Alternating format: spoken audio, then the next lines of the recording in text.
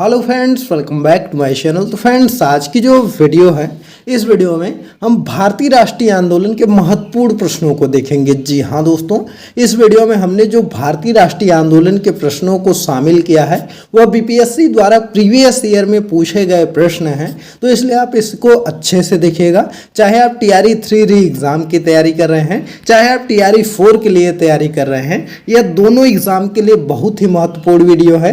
क्योंकि अगर आप इस वीडियो को अच्छे से पूरा देख लेते हैं, सभी प्रश्नों को तैयार कर लेते हैं, तो ज़्यादातर प्रश्न आपको इसी वीडियो से देखने के लिए मिल जाएंगे। तो चलिए हम पहला प्रश्न देखते हैं। अगर हम पहले प्रश्न की बात करें तो पहला प्रश्न आपका है कि 1929 में खुदाई खिदमतगार को किसने संगठित किया।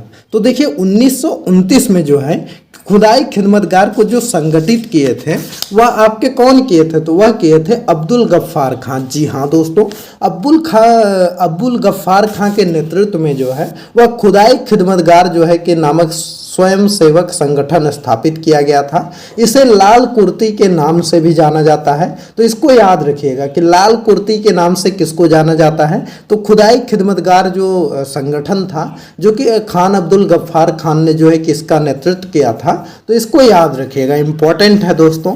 अगला प्रश्न देखते हैं। अगला प्रश्न है कि भारत में अंग्रेजों के कदम उखाड़ने के लिए रेड शर्ट आंदोलन किसने प्रारंभ किया।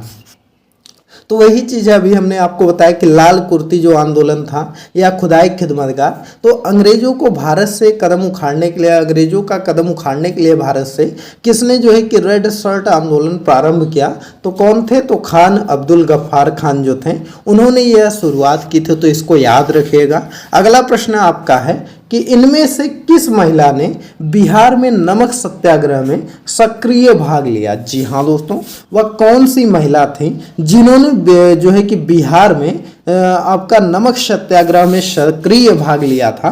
तो वहाँ पर देखिए जो श्रीमती मीरा देवी हैं, इन्होंने भी भाग लिया था।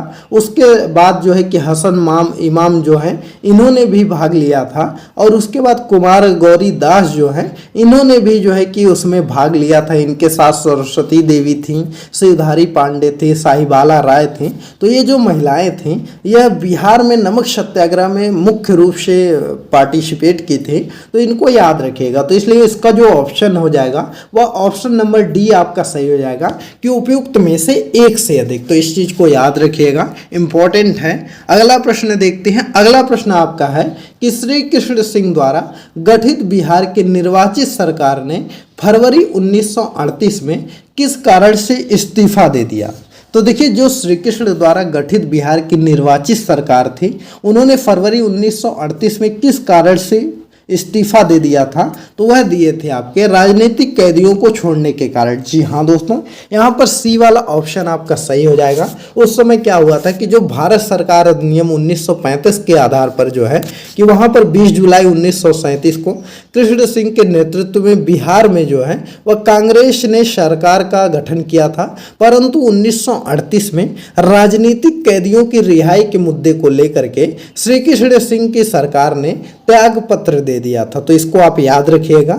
और वहाँ पर जो है कि यह बहुत इंपॉर्टेंट घटना थी, तो इस चीज़ को जरूर याद रखिएगा। श्री कृष्ण सिंह जो थे वह बिहार के मुख्यमंत्री भी रहे थे, तो इसलिए इंपॉर्टेंट हो जाते हैं। चलिए दोस्तों, अगला प्रश्न हम लोग देखते हैं। अगला प्रश्न आपका है कि फरवरी 1938 में बिहार की चुनी हुई सरकार ने किस कारणवश इस्तीफा दिया था। तो यह अभी आपको बताया कि किस कारण से इस्तीफा दिया था, तो राजनीतिक बंदियों को छोड़ने के कारण जो है कि इस्तीफा यहाँ पर दिया गया था। अगला प्रश्न आपका है कि 1906 ईस्वी में आयोजित भारतीय राष्ट्रीय कांग्रेस के कलकत्ता अधिवेशन में भारत के लिए स्वराज का झंडा किसके द्वारा फहराया गया था।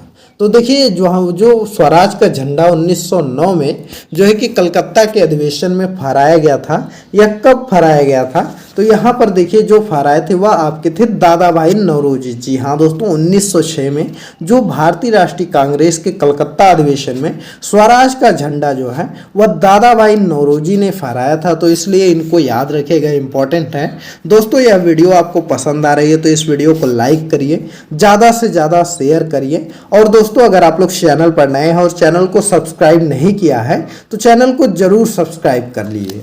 और दोस्तों, अगर आपको इसका PDF वगैरह वगैरह चाहिए तो आप हमारे टेलीग्राम चैनल से डाउनलोड कर सकते हैं। टेलीग्राम चैनल का लिंक इस वीडियो के डिस्क्रिप्शन में दिया गया है, वहाँ से जा करके इसको जो है कि डाउनलोड कर सकते हैं। अगला प्रश्न है कि स्वतंत्रता संग्राम के दौरान भारतीय राज्यों जैसे कश्मीर, हैदराबाद के निजाम, त्रावणकोर आदि जैसे भारतीय शासकों द्वारा शासित जो राज्यों में है एक समांतर आंदोलन शुरू किया गया। तो इसका जो सही आंसर आपका हो जाएगा वह आपका क्या हो जाएगा, तो वह हो जाएगा प्रजामंडल आंदोलन। जी हाँ दोस्तों, एक समानांतर आंदोलन जो शुरू किया गया था वह प्रजामंडल आंदोलन शुरू किया गया था, तो इनको याद रखिएगा। अगला प्रश्न आपका है कि भारतीय स्वतंत्रता संग्राम के बारे में निम्नलिखित में से कौन सा कथन सही नहीं है। तो देखिए, भारतीय स्वतंत्रता संग्राम के बारे में अगर हम बात करें कि कौन सा कथन सही नहीं है, तो इसका देखिए यहाँ पर दिया गया है कि वर्ष 1921 में महात्मा गांधी जी को गिरफ्तार कर लिया गया था। तो यह बिल्कुल गलत है। महात्मा गांधी जी को 1921 में नहीं गिरफ्तार किया गया था। वह जो है कि अपना असहयोग आंदोलन शुरू किए थे 1 अगस्त 1920 को, और उसके बाद 4 फरवरी 1922 को जब चौरी चौरा कांड हो जाता है, तो उसके बाद 12 फरवरी 1922 को जब गांधी जी को यह बात पता चलती है, तो उसके बाद उसको जो है कि यह स्थगित कर देते हैं असहयोग आंदोलन को। तो उसके बाद क्या होता है कि 10 मार्च 1922 को गांधी जी को है जो है वह गिरफ्तार किया जाता है। तो कब किया जाता है, 10 मार्च 1922 को किया जाता है। तो इस चीज़ को आप याद रखिएगा, 1921 को नहीं किया जाता, तो इसको आप याद रखेंगे। चलिए अगला प्रश्न देखते हैं। अगला प्रश्न आपका है कि अबुल कलाम आज़ाद के द्वारा किस पत्रिका का संपादन किया गया था। तो देखिए, अगर हम बात करें अबुल कलाम आज़ाद के द्वारा किस पत्रिका को संपादित किया गया था, तो इसका जो सही आंसर हुआ है अल हिलाल। जी हाँ दोस्तों, यह बीपीएससी में आपका प्रश्न TRE 1 में आया था, तो इसको याद रखिएगा कि अल हिलाल किसकी पुस्तक है। तो अबुल कलाम आज़ाद द्वारा संपादित जो पत्रिका है वह अल हिलाल है, तो इसको याद रखिएगा। अगला प्रश्न है, और अबुल कलाम आज़ाद जो है कि अध्यक्ष कब बने थे, तो 1940 के अधिवेशन में इनको जो है कि अध्यक्ष बनाया गया था, और यह सबसे लंबे समय तक जो है कि भारतीय राष्ट्रीय कांग्रेस के अध्यक्ष रहे थे। 1940 से 1945 तक रहे थे, और जो है कि सबसे कम उम्र के बनने वाले अध्यक्ष भी यही थे। तो इसलिए यह इंपॉर्टेंट हो जाते हैं, इनको जरूर याद रखिएगा। अगला प्रश्न आपका है कि 19वीं शताब्दी के अंत में इतिहास के अध्ययन ने भारत में राष्ट्रीयता की भावना पैदा करने में किस पदार्थ की मदद की।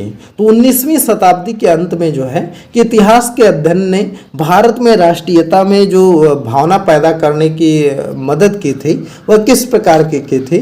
तो इसका जो सही आंसर हो जाएगा वह डी हो जाएगा, क्योंकि यहाँ पर देखिए ब्रिटिश शासन के तहत दयनीय स्थितियों को बदलने और संघर्ष करने के लिए लोगों को आग्रह किया गया था। तो यहाँ पर यह भी एक तरह से सही हो जाएगा। दूसरा है, इतिहास की पुनर्व्याख्या करके और अंग्रेजों द्वारा भारतीयों को पिछड़ा, आदिम और खुद पर शासन करने में असमर्था के रूप में चित्रित करने का खंडन करके यह भी किया गया था। उसके अलावा भारत के गौरवशाली अतीत के बारे में लिखकर लोगों को उसकी उपलब्धियां गिनाकर जो है कि गर्व करने का आग्रह किया गया था। तो यह सभी कारण थे जिसके कारण से जो है कि एक से अधिक ऑप्शन आपका सही हो जाएगा।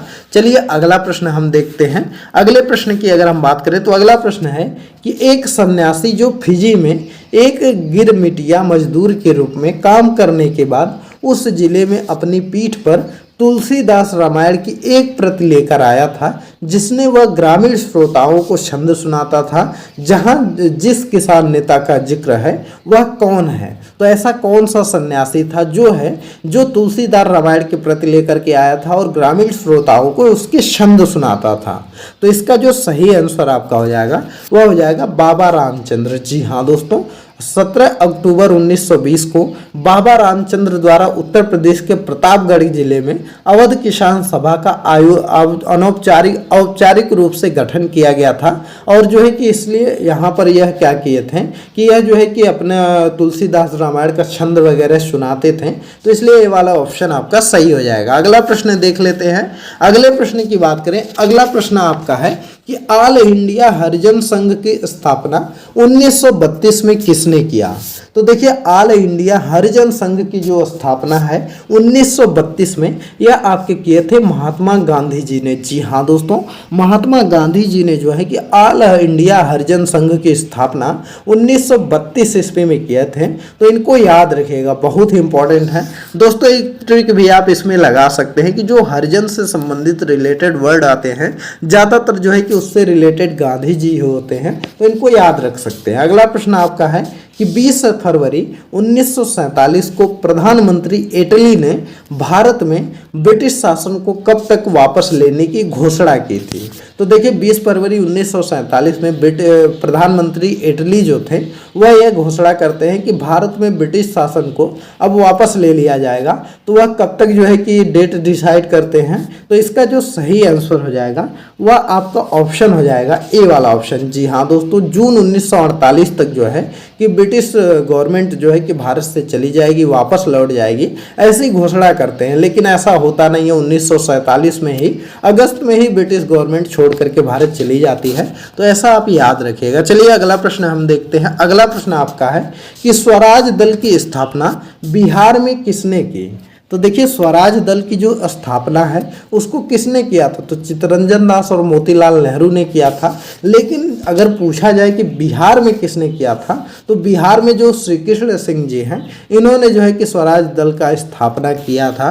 तो इस चीज़ को याद रखिएगा। अगला प्रश्न देखते हैं दोस्तों। यह वीडियो आपको पसंद आ रही है तो वीडियो को लाइक करिए, ज़्यादा से ज़्यादा शेयर करिए, और चैनल पर नए हैं तो चैनल को जरूर सब्सक्राइब कर लीजिएगा, क्योंकि जब तक आपका एग्ज़ाम होगा तब तक हम पूरा सिलेबस कवर करा देंगे इस चैनल पर। तो इसलिए सब्सक्राइब जरूर करिएगा, और टेलीग्राम पर भी हमको फॉलो कर लीजिए, क्योंकि टेलीग्राम पर जब भी वीडियो अपलोड होती है तो उसका लिंक दिया जाता है। कोई पीडीएफ रहती है तो शेयर किया जाता है, और दूसरी चीज़ कोई सूचना रहती है तो टेलीग्राम पर बता दिया जाता है। तो इसलिए वहाँ पर जरूर फॉलो कर लीजिए। लिंक आपको इस वीडियो के डिस्क्रिप्शन में मिल जाएगा।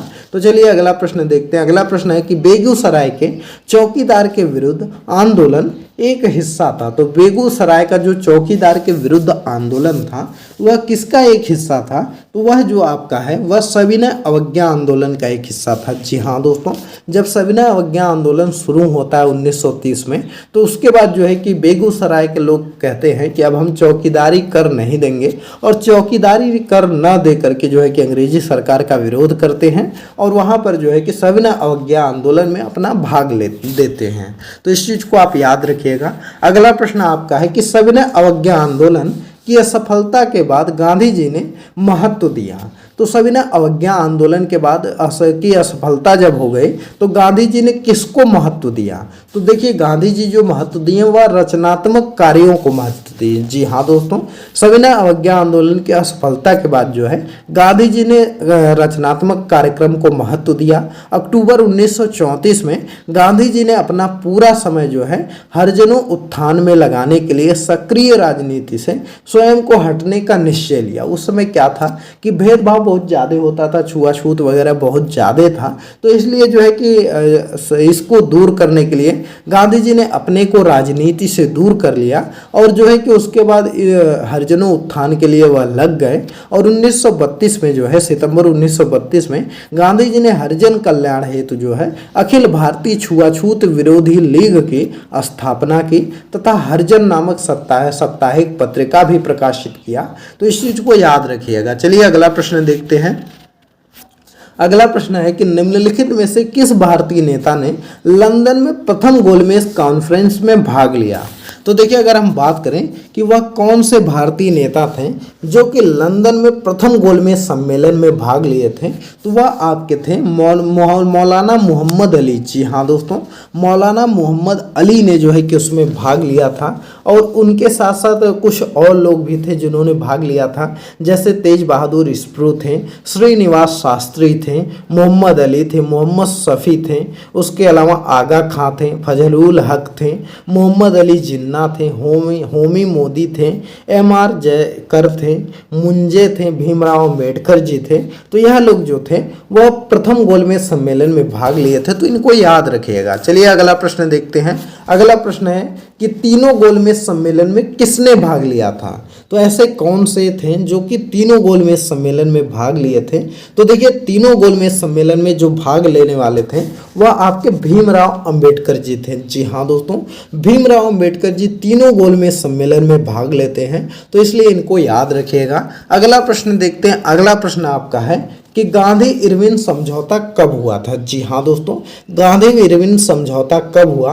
तो देखिए अगर हम बात करें गांधी इरविन जो समझौता हुआ था यह आपका हुआ था 1931 ईस्वी में। जी हाँ दोस्तों, 5 मार्च 1931 को गांधी इरविन समझौता होता है। और इस समझौते में क्या होता है कि इस समझौते में गांधी जी के नेतृत्व में कांग्रेस सविनय अवज्ञा आंदोलन स्थगित करने के लिए तैयार हो जाती है। इसके साथ साथ सभी युद्ध बंदियों जिनके विरुद्ध हिंसा का आरोप नहीं था उनको रिहा करने का आदेश दिया जाता है जब यह समझौता होता है। और उसके बाद विदेशी कपड़ों और शराब की दुकानों को शांतिपूर्ण धरना देने का अधिकार हो जाता है कि उसके खिलाफ आप धरना कर सकते हैं शांतिपूर्ण तरीके से। उसके अलावा समुद्रीय तटीय प्रदेशों में बिना नमक कर दिए नमक बनाने की अनुमति दे दी जाती है। और कांग्रेस द्वितीय गोलमेज सम्मेलन में भाग लेने के लिए तैयार हो जाती है। तो इसके लिए जो है कि आप इसको याद रखिएगा। और इसमें जो है कि जब गांधी इरविन समझौता होता है 1931 में, तो कांग्रेस की तरफ से गांधी जी जो है वह लंदन जाते हैं और द्वितीय गोलमेज सम्मेलन में भाग लेते हैं। तो इस चीज़ को भी याद रखिएगा कि द्वितीय गोलमेज एकमात्र गोलमेज सम्मेलन में भाग लेते हैं, वो भी द्वितीय गोलमेज सम्मेलन में गांधी जी भाग लेते हैं। अगला प्रश्न है कि प्रसिद्ध गांधी इरविन समझौता किस वर्ष हुआ? तो अभी आपको बताया 1931 में गांधी इरविन समझौता हुआ था, तो इसको आप याद रखिएगा। अगला प्रश्न है कि 5 मार्च 1931 को कौन सी महत्वपूर्ण घटना घटी थी? तो 5 मार्च 1931 को जो महत्वपूर्ण घटना घटी थी वह गांधी इरविन समझौता हुआ था। जी हाँ दोस्तों, क्या हुआ था? गांधी इरविन समझौता हुआ था, तो इसको याद रखिएगा। अगला प्रश्न है कि निम्न में से कौन सा गोलमेज सम्मेलन 1932 में हुआ था? तो देखिए 1932 में जो गोलमेज सम्मेलन हुआ था यह तीसरा सम्मेलन हुआ था। पहला गोलमेज सम्मेलन 1930 में हुआ था, दूसरा 1931 में हुआ था और तीसरा 1932 ईस्वी में हुआ था। तो इसको आप याद रखिएगा। अगला प्रश्न देखते हैं। अगला प्रश्न है कि भारतीय राष्ट्रीय कांग्रेस ने किस गोलमेज सम्मेलन में भाग नहीं लिया था? तो देखिए अगर हम बात करें भारतीय राष्ट्रीय कांग्रेस ने किस गोलमेज सम्मेलन में भाग नहीं लिया था, तो यहाँ पर देखिए यहाँ पर जो है कि एक से अधिक हो जाएगा, क्योंकि यहाँ पर भारतीय राष्ट्रीय कांग्रेस ना तो प्रथम गोलमेज सम्मेलन में भाग ली थी और ना ही तृतीय गोलमेज सम्मेलन में भाग लिया था। तो इसलिए जो है कि ऑप्शन नंबर ई आपका सही हो जाएगा कि एक से अधिक है। चलिए अगला प्रश्न देख लेते हैं। अगला प्रश्न आपका है कि द्वितीय गोलमेज सम्मेलन में किस प्रश्न पर असफल रहा? तो द्वितीय गोलमेज सम्मेलन किस प्रश्न पर असफल रहा था? तो वह था सांप्रदायिक प्रतिनिधित्व। जी हाँ दोस्तों, द्वितीय गोलमेज सम्मेलन जो था वह सांप्रदायिक प्रतिनिधित्व के प्रश्न पर असफल रहा था। तो इसको आप याद रखिएगा। इसमें क्या होता है कि जब द्वितीय गोलमेज सम्मेलन 7 सितंबर 1931 को प्रारंभ होता है, तो जिसमें महात्मा गांधी जी जो है वह कांग्रेस के एकमात्र प्रतिनिधि के रूप में सम्मिलित होते हैं। और यह सम्मेलन सांप्रदायिक समस्या पर विवाद के कारण पूरी तरह से असफल हो जाता है। दलित नेता जो थे आपके भीमराव अंबेडकर जी दलितों के पृथक निर्वाचन मंडल की सुविधा की मांग कर रहे थे, जिसे गांधी जी अस्वीकार कर देते हैं और जिसके बाद सांप्रदायिक गतिरोध हो जाता है और उसके कारण 1 दिसंबर 1931 को इसको समाप्त कर दिया जाता है।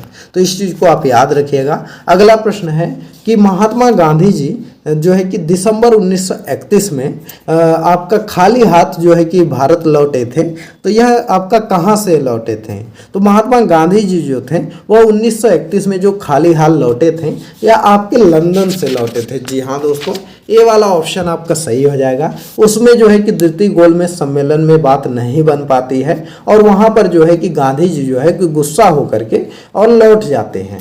और जब यह लौटते हैं तो 1931 में खाली हाथ निराशा होकर के यह बम्बई पहुँचते हैं और स्वदेश पहुँचने पर उन्होंने कहा कि यह सच है कि मैं खाली हाथ वापस लौटा हूँ, किंतु मुझे संतोष है कि जो ध्वज मुझे सौंपा गया था मैं उसे नीचे नहीं होने दिया और उसके सम्मान के साथ समझौता नहीं किया है। तो ऐसा गांधी जी ने कहा था कि अभी मैं भले ही खाली हाथ वापस लौटा हूं, लेकिन जो है कि जो भी मुझे संतोष है कि जो भी मुझे ध्वज सौंपा गया था उसके सम्मान को मैंने झुकने नहीं दिया है। तो इस चीज को आप याद रखिएगा। दोस्तों यह आज के टॉप 25 क्वेश्चन भारतीय राष्ट्रीय आंदोलन के थे जो कि आपके बीपीएससी द्वारा प्रीवियस ईयर में पूछे गए प्रश्न हैं। तो इसलिए फ्रेंड्स अगर आप TRE 3 री एग्जाम की तैयारी कर रहे हैं या TRE 4 के लिए तैयारी कर रहे हैं तो इस वीडियो को 2-3 बार रिपीट करके देख लीजिएगा, क्योंकि इन सभी प्रश्नों के आने के ज़्यादातर चांसेस हैं। और दोस्तों भारतीय राष्ट्रीय आंदोलन पर हमने जो है कि 5-6 वीडियो ऑलरेडी अपलोड कर दिया है, पार्ट वाइज अपलोड कर रहे हैं। तो इसलिए आप उन सभी पार्ट को भी देख लीजिए, क्योंकि जितने भी पार्ट हम करवा रहे हैं अगर सभी पार्ट आप कवर करते चलेंगे तो आपका पूरा सिलेबस कवर हो जाएगा। और गारंटी है कि अगर सिर्फ आप इतना ही पढ़ लेंगे तो एक भी प्रश्न आपका छूटेगा नहीं, कहीं से भी प्रश्न बने आपका छूटेगा नहीं। तो इसलिए सभी पार्ट को आप देख जाइए और जो डेली पार्ट आगे करवा रहे हैं उसको भी देखते रहिए। तो फ्रेंड्स यह वीडियो आपको कैसी लगी आप हमें कमेंट में बताइए, और किस टॉपिक या किस सब्जेक्ट पर आपको वीडियो चाहिए वह भी आप कमेंट करके बताइए। और यह वीडियो अगर आपको पसंद आई हो तो ज़्यादा से ज़्यादा शेयर करिए। चैनल पर नए हैं तो चैनल को जरूर सब्सक्राइब करिए। और सबसे ज़रूरी बात है कि आप हमको टेलीग्राम पर जरूर फॉलो कर लीजिए। टेलीग्राम चैनल का लिंक इस वीडियो के डिस्क्रिप्शन में दिया गया है। तो चलिए मिलते हैं अगली एक नई वीडियो में एक नए टॉपिक के साथ। तब तक के लिए बाय बाय।